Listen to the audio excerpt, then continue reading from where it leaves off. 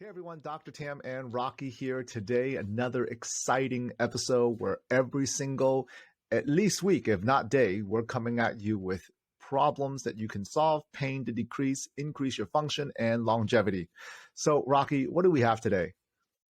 Yes, Dr. Tam. So today we are going to be continuing the talk about carpal tunnel syndrome, Hmm, which was so in the first episode we did the basically discussing what carpal tunnel syndrome is, right? right.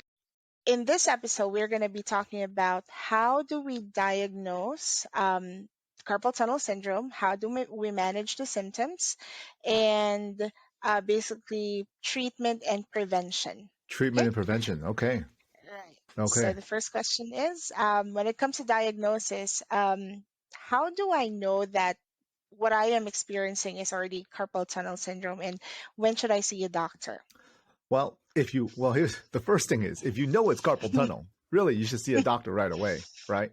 But the Right. problem is, how do you know? How do you know if you're suffering from carpal tunnel? And one of the easiest tests that you can do at home is doing the Phalen's test. Sometimes people call it the Fallon's test, the Phalen's test, where you put your wrists together like this and then you put your elbows down. As you drop your elbows down, you're going to compress the tunnel, the carpal tunnel.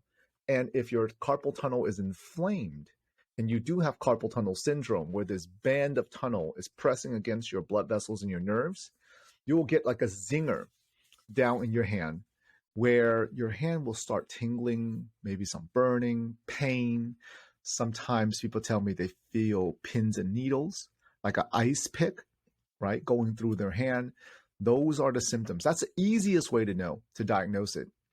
Now, if the nerve becomes pinched for too long, you will also have the nerve endings starts to be less sensitive and the nerve ending starts to die off as well. Of course, there is electromagnetic testing or EKG or EMG testing that you can do where you get shocked at the nerves at the end to see if it's still alive, right? You will also lose grip strength. Your grip on one side that has the carpal tunnel will be a lot weaker than the side that does not have carpal tunnel. But the Mhm. most key thing is that people need to know 50% of carpal tunnel are misdiagnosed. And the reason Right. being is because it wasn't true carpal tunnel. It was coming from the neck. It could be coming from the shoulder. It could be coming from the wrist overall. So it could be coming from multiple things or 1, 2, 3 areas instead of just the wrist and hands itself. But that's ultimately how you would diagnose it. Right. Okay. And speaking of misdiagnosis, Dr. Tam, what is the difference between tendonitis of the wrist versus carpal tunnel syndrome? Well, the tendonitis of the wrist is usually just the tendons being inflamed, overuse, and the tendons in the hand being inflamed. So then the pain is here, not so much by the pressure caused by the wrist itself. So that's the difference. Or Mhm. tendonitis of the forearm, where the problem is here, but when this becomes a problem, it will also affect the wrist and the hand. True carpal tunnel, it is going to be the band of tissues here where someone grips your wrist.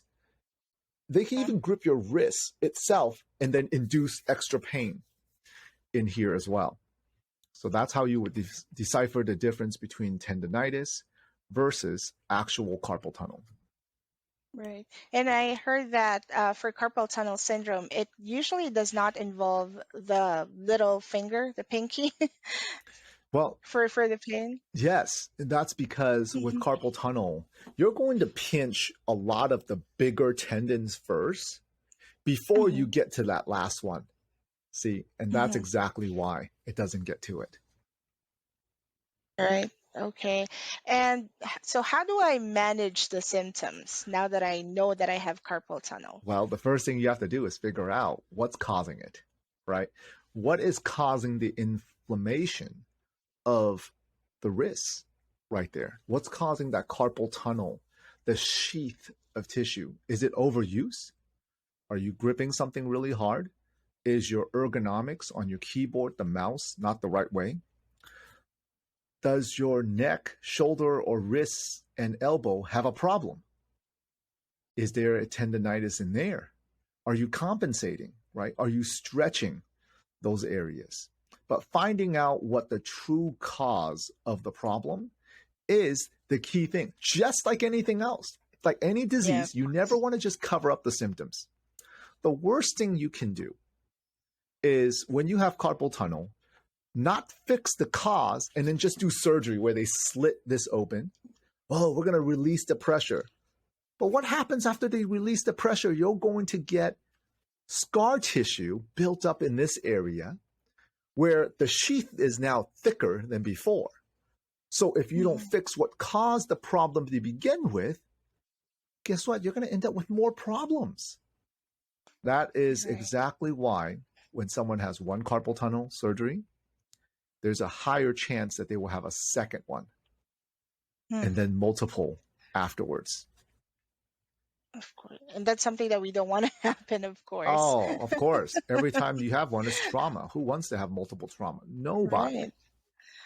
Exactly. So what are the alternative treatments then for carpal tunnel syndrome? Well, if fixing the cause of the problem, stretching, right, strengthening and correcting all the other areas doesn't help it, maybe you ought to try trigger point therapy first. Trigger point injection therapy, adjustments. We work on the adjustments of the wrist bones all the time. Okay, the radius and the ulnar bone, we adjust those to open up and widen that area. We also use cold laser therapy. That's been phenomenal for plantar fasciitis, for carpal tunnel syndrome, right? And those are some of the big, huge things that can actually fix the problem. Yeah, sometimes we do need something external to fix the problem, but do it conservatively. Don't just go for the harsh narcotics, the steroid shots, and all the surgeries, right? But I understand that's what most insurance covers. Most insurance covers, well, meds, shots, surgeries, right? And eventually more surgeries or amputation of the wrist, where they take out and scrape off some bone or arthritis and whatnot, depending on what it is. And just like, shoulder and knee replacements. People think shoulder and knee replacements is a surgery. Oh, it's just a knee replacement. Really, you talk to an orthopedic surgeon, they'll tell you it's an amputation. That's what it really is. All right. Okay. Well, so that we don't get to that point then, how do we prevent getting carpal tunnel syndrome? Well, how you prevent it and how you correct it are it's almost the same. Where you have to make sure your ergonomics is correct. We have to stretch. Here's what I realized. When I was in my 20s, I didn't really need to stretch at the end of the day. Now that I'm 40, I have to stretch. It's not even an option not to, because you have to now. When you don't, or when I don't, it feels different the next day.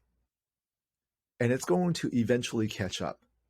It might not catch up to you the first day if you're not aware, but if people's awareness, they will actually increase their awareness where they notice their body when it starts to function less, instead of waiting until it's painful. Most of our lives will be a lot better. Right. Right. I definitely agree. Absolutely. All right. Okay. Well, thank you very much, Dr. Tam, for sharing your expertise when it comes to carpal tunnel syndrome.